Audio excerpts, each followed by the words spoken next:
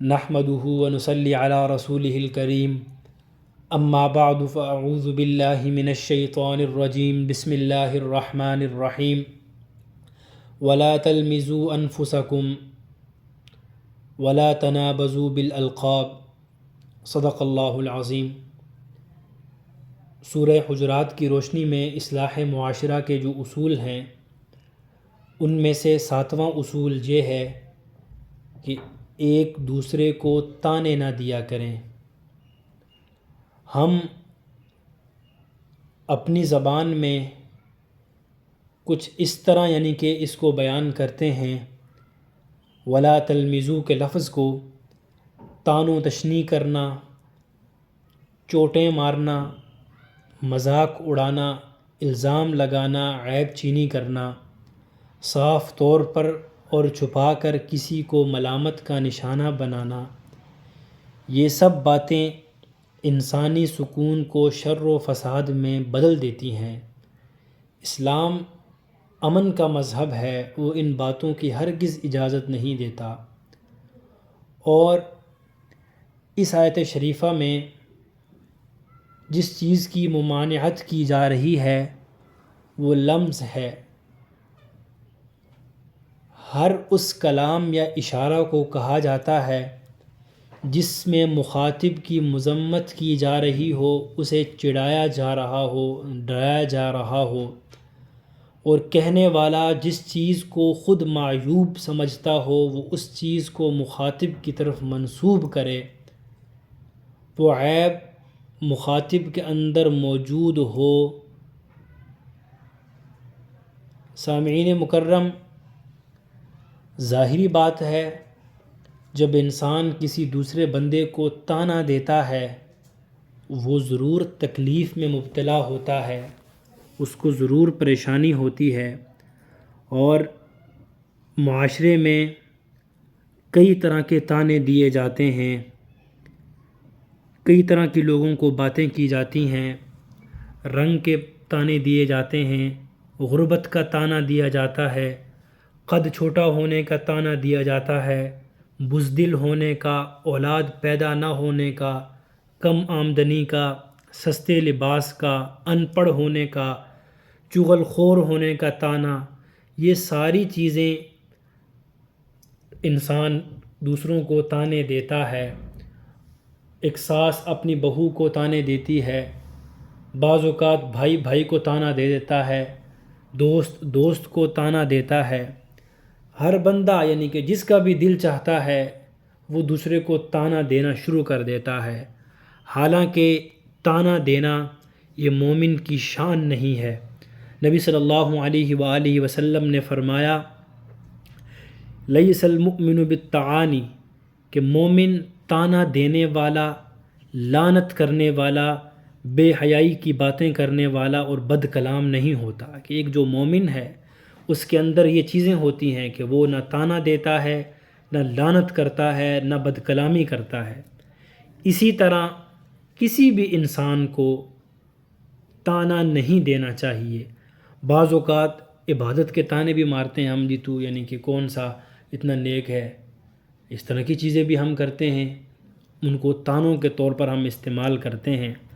حالانکہ نبی صلی اللہ علیہ وآلہ وسلم کا فرمان ہے، آپ صلی اللہ علیہ وسلم نے فرمایا اللہ کی پناہ مانگو آفت کی مشقتوں سے اور بدبختی کے پہنچنے سے اور برے فیصلے سے اور دشمنوں کے طعنوں سے، کہ ان چیزوں سے اللہ رب العزت کی پناہ مانگنی چاہیے۔ اور اسی طرح نبی صلی اللہ علیہ وآلہ وسلم نے فرمایا اگر کوئی شخص تمہارے کسی عیب کا طعنہ دے تو تم اسے اس عیب کا طعنہ ہرگز نہ دو، کہ اس کے اندر کوئی عیب ہے اس کا طعنہ آپ نہ دو، اس لیے کہ تمہیں اس کا ثواب ملے گا اور طعنہ دینے والے پر اس کا وبال ہوگا۔ اسی طرح 7واں اصول بیان ہو گیا۔ 8واں اصول یہ ہے کہ ایک دوسرے کو برے القاب سے نہ پکاریں، ولا تنابزوا بالالقاب، کہ ایک دوسرے کو برے القاب سے نہ پکاریں۔ کسی کی تحقیر کرنے کے لیے، کسی کو نیچا دکھانے کے لیے، اس کو برے القاب سے پکارنا، اس کا کوئی نام بگاڑنا، اس سے بھی اللہ رب العزت نے منع فرمایا ہے، سختی سے اس کی مذمت کی گئی ہے۔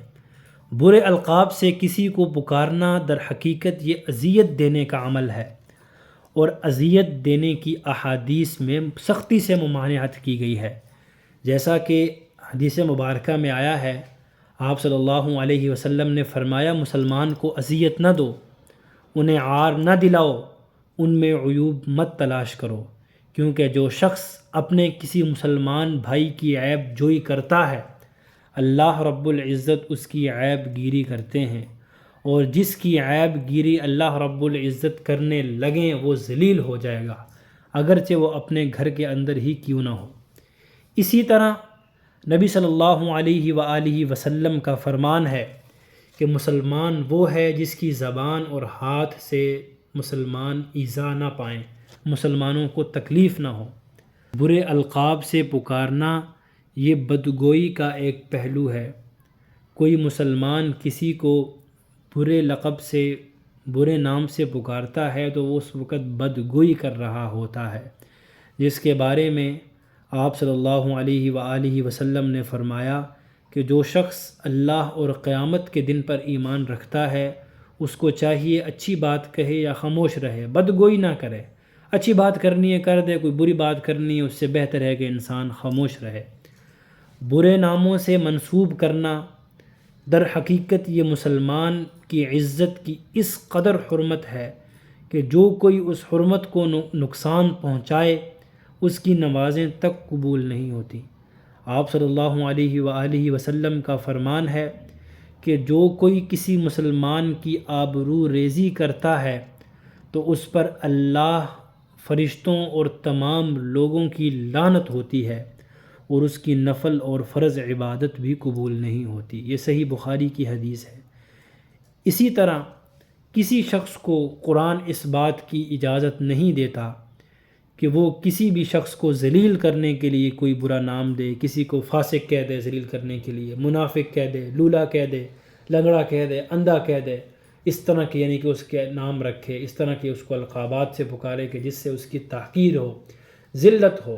اسلام کسی کو بھی اس کام کی اجازت نہیں دیتا۔ دعا ہے اللہ رب العزت سے وہ ہمیں ان برائیوں سے بچنے کی توفیق عطا فرمائے۔ وآخر دعوانا ان الحمد للہ رب العالمین۔